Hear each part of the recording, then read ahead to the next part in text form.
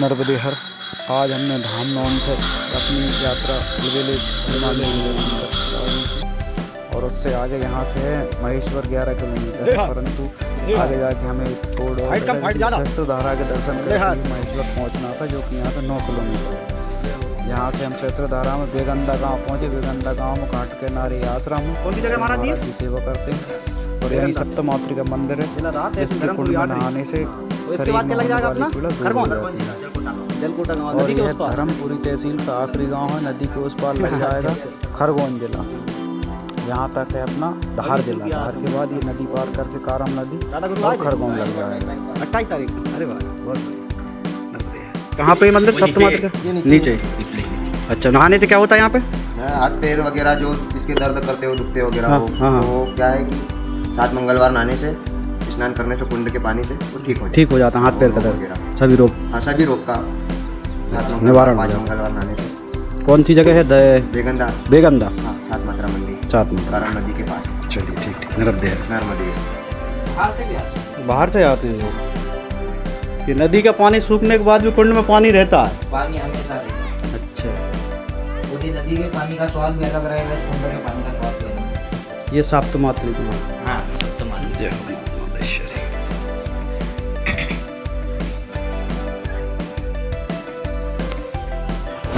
इतना ही रहता पानी, कम ज्यादा होता है?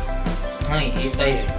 मतलब कोई नहाने आते हैं, हाँ, वो थोड़ा बहुत का बोतल निकल जाता होगा, फिर वापस से आ जाता होगा। ये पाइप लगा हुआ है। अच्छा, उधर से निकल जाता। हाँ। तो यही कुंड ऐसी बनाते हैं?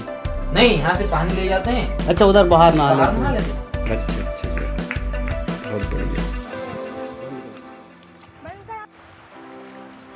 और ये कारम नदी पार करके हमने धार जिले को छोड़कर खरगोन में प्रवेश कर लिया। यहाँ से आगे है गांव में हम जाएंगे। जलकोटा गांव है और उसके आगे है जलकोटी गांव। जलकोटी गांव में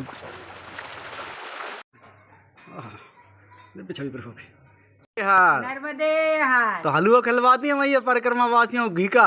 हाँ, अरे प्योर घी का, अपने गैया का हाँ, घी है। गैया का घी बहुत सुंदर हलवा था। देसी घी बहुत बढ़िया, बहुत बढ़िया। फड़ियारीज का है, राजगिरा का हलवा। राजगिरा जलकोटा गांव है। हाँ, जलकोटा नर्मदे हर मैया। नर्मदे हार। मैया के हाथ का हलवा खा के फिर दादा के यहाँ में चाय पी। दादा के यहाँ 2 कुत्ते हैं, बढ़िया नस्ल के कुत्ते हैं, छोटे बच्चे बहुत सारे हैं। सबसे बढ़िया मिले, चाय पी आगे गए हम। तो आगे हम सहस्त्रधारा में है दत्त मंदिर। बहुत बड़ा दत्त मंदिर है। यहाँ भोजन अन्न क्षेत्र भी है और मंदिर काफ़ी बड़ा मंदिर है। दत्त भगवान की सभी मूर्तियाँ 3 सरों वाली हैं, मगर इसमें एक मुखी दत्त भगवान का मंदिर है। ये मंदिर का परिसर बहुत बड़ा और बहुत भव्य और बहुत सुंदर मंदिर है। दत्त भगवान की मूर्ति के दर्शन करेंगे अपन इसमें।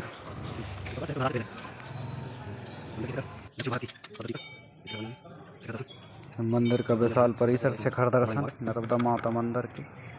और ये है दत्त भगवान का मंदिर। दत्त भगवान की एक मुखी बहुत सुंदर प्रतिमा है। भगवान दत्त की एक मुखी प्रतिमा। भगवान दत्त, हाथ में त्रिशूल है, कमल का पुष्प है, चतुर्मुख भगवान दत्त, शंख चक्र के साथ हैं। भगवान विष्णु स्वरूप, 6 हाथ हैं प्रभु के। और उससे आगे ये सहस्त्रधारा आ गए हम। सहस्त्रधारा के दर्शन किए, यहीं आश्रम था, उसमें भोजन प्रसाद की और कुछ समय यहीं विश्राम किया। सहस्त्रधारा का जब भगवान परशुराम ने सहस्त्रार्जुन के हाथ काटे थे, तो उसके हाथ काट के यहाँ पटक दिए थे, जिस मैया के पात्र में 1000 धाराओं का निर्माण हो गया था, इसलिए इसका नाम सहस्त्रधारा है। और वो धाराएँ पत्थर की हो गई थी। ये बहुत बढ़िया आश्रम बना है यहीं पर, रेवाकुटी भोलेनाथ का मंदिर है और आश्रम है अंदर। ध्यान साधना के लिए है ये आश्रम। बहुत बढ़िया और सुंदर आश्रम है और बिल्कुल सहस्त्रधारा के सामने ही है ये आश्रम। और इसी से यहाँ से सहस्त्रधारा के दर्शन होते हैं आश्रम के अंदर से। सहस्त्रधारा में परिक्रमा वासियों का जाना ही मना है, क्योंकि कोई भी धारा 1000 धारा है, कोई धारा उल्लंघन हो गया तो परिक्रमा खंडित होने का भय रहता है। इससे 1 किलोमीटर आगे ओशो का ध्यान और योग केंद्र का आश्रम है। यहाँ से हम थोड़े से आगे गए थे। अब हम पहुँच चुके हैं महेश्वर। माता अहिल्या की राजधानी। यहाँ पंडरीनाथ भगवान के दर्शन किए, नर्मदा मैया के दर्शन किए। घाट बहुत सुंदर बना हुआ है यहाँ पे। अहिल्या मैया की नगरी है। बीच में बने हैं बाणेश्वर महादेव का मंदिर। ये है पंडितनाथ भगवान का मंदिर। पंडितनाथ भगवान के दर्शन करेंगे। यहाँ के महाराज जी और गुम्बज बनी है और पंडितनाथ के दर्शन मंदिर बंद था और मैया से हम निवेदन किया तो मैया ने खोला। इसमें 2 ताले लगे हैं और ये भगवान पंडरीनाथ के दर्शन किए। हरे कृष्ण कृष्ण कृष्ण हरे हरे। मैया के दर्शन राजराजेश्वर यहाँ पे मैया से बात की हम। फिर राजराजेश्वर फिर और काशी विश्वनाथ। अच्छा बैठे तुम तो स्मार्ट लग रही है। फिर कौन किसके मंदिर है यहाँ? 3 मंदिर है यहाँ पर। 3 ही है वो घाट बना। राजराजेश्वर कौन थे? ये पता नहीं। हम तो बाहर गांव के। कहाँ की हो आप? खरगोन के पास सियाराम बाबा गए थे। हाँ। सियाराम बाबा से 35 वो किलोमीटर। कौन सी तेली भट्टियान? उससे 35 किलोमीटर आगे गांव है हमारा गोगावा बिलखेड़।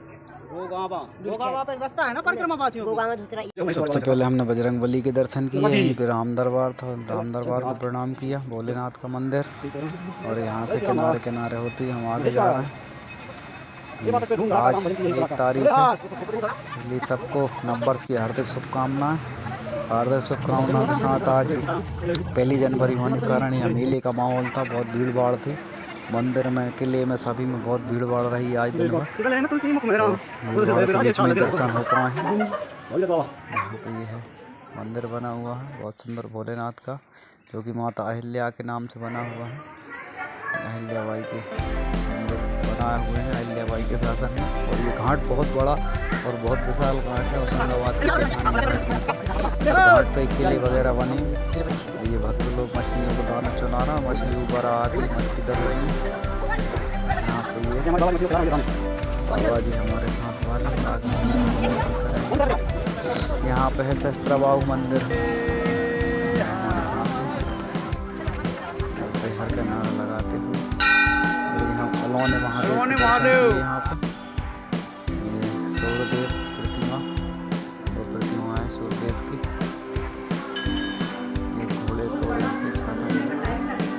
यहाँ पे है सहस्त्रबाहु। 6 बजे वैसे ही बंद हो जाता है।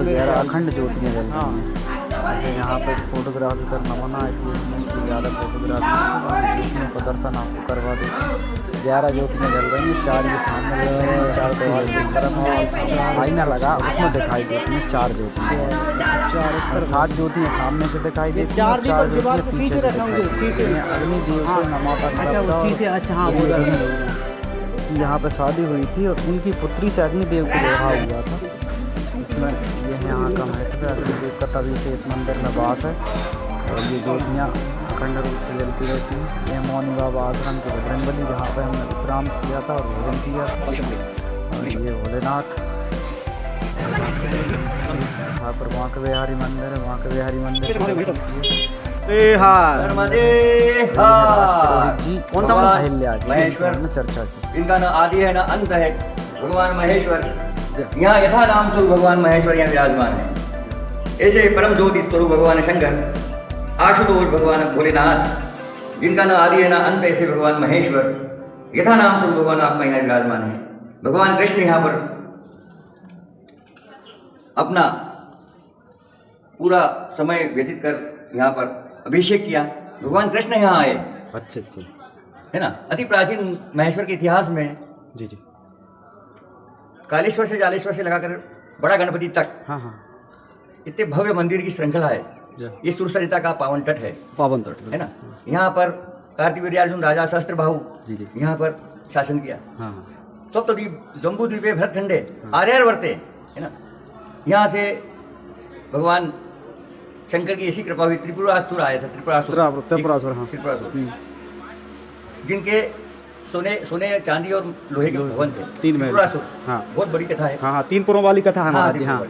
तो यहाँ कालेश्वर जालेश्वर वहाँ से उत्पत्ति हुई। ऐसे भगवान यहाँ विराजमान है ना। कल कल बहती माँ नर्मदा की धारा है। माँ नर्मदा की जय हो, जय बहुत। महेश्वर का क्या इतिहास है महाराज जी? और महेश्वर का इतिहास, हम माँ अहिल्या के दरबार में राजपुरोहित रहे हैं यहाँ पे। जय हो, जय। हमारे द्वारा ही यहाँ का संचालन, राज्य का संचालन होता था। हम ही यहाँ पर पूजा पाठ कर्म कांड ये सब यहाँ करवाते थे, क्योंकि माँ नर्मदा का पावन तट है। है ना। तो अभी मैं आपको सिर्फ 300 वर्ष की बात बताता हूँ, ज़्यादा लंबी नहीं जाएंगे, क्योंकि योजन तक जाना है, लंबा गेम है।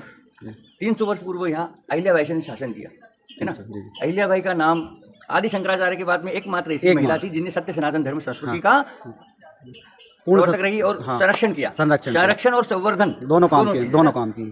तो यहाँ पर माँ अहिल्या ने इस नगरी को बसाया, अपना समय दायित्व निभाया। 28 वर्ष शासन किया। 28 वर्ष माँ अहिल्या ने शासन किया। 7 वर्ष उनके पति ने शासन किया, 1 वर्ष उनके पुत्र ने शासन किया, जिनका नाम मालेराव था। मालेराव उनने भी 1 वर्ष शासन किया। अच्छा। होलकर कहाँ से आए? होलकर आए महाराष्ट्र, पुणे, जेजुरी, सतारा। ये पेशवा थे, पेशवाओं के सेनापति थे। सेनापति उनको जब 1765-61 में ऐसा कुछ युद्ध हो रहा, पानीपत युद्ध, वहाँ पर ये यहाँ मराठा लोग वहाँ तक पहुँच गए थे। पेशवा मूल रूप से ब्राह्मण थे और सेनापति इनके जो मराठा साम्राज्य के लोग थे, तुकोजीराव होलकर, मल्लाराव होलकर, है ना। काफी इतिहास है यहाँ का। बिल्कुल। अभी तो आपको यहाँ के बारे में अपने वो समय निकालना पड़ेगा, बैठना पड़ेगा। मूल रूप से हमें यहाँ का इतिहास जानने के लिए हम 10-15 घंटे होना, एक दिन तो होना कम से कम, बहुत बड़ा हम उसको बता सकते हैं। तो मैं अहिल्या की रचना सुना देता हूँ आपको, खास जो जिन्होंने काम किया यहाँ पर, वो धर्म ध्वजा कहा है। शिव अर्पण करके जीवन, शिव अर्पण करके जीवन।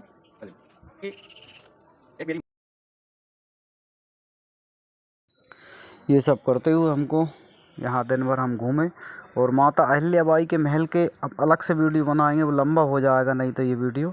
तो माता अहिल्याबाई के महल का वीडियो अलग से बनाएंगे, उसमें माता अहिल्याबाई का महल और मंदिरों की जानकारी अपन उसमें देखेंगे। बाकी ये विराज पुरोहित जी बात कर रहे हैं।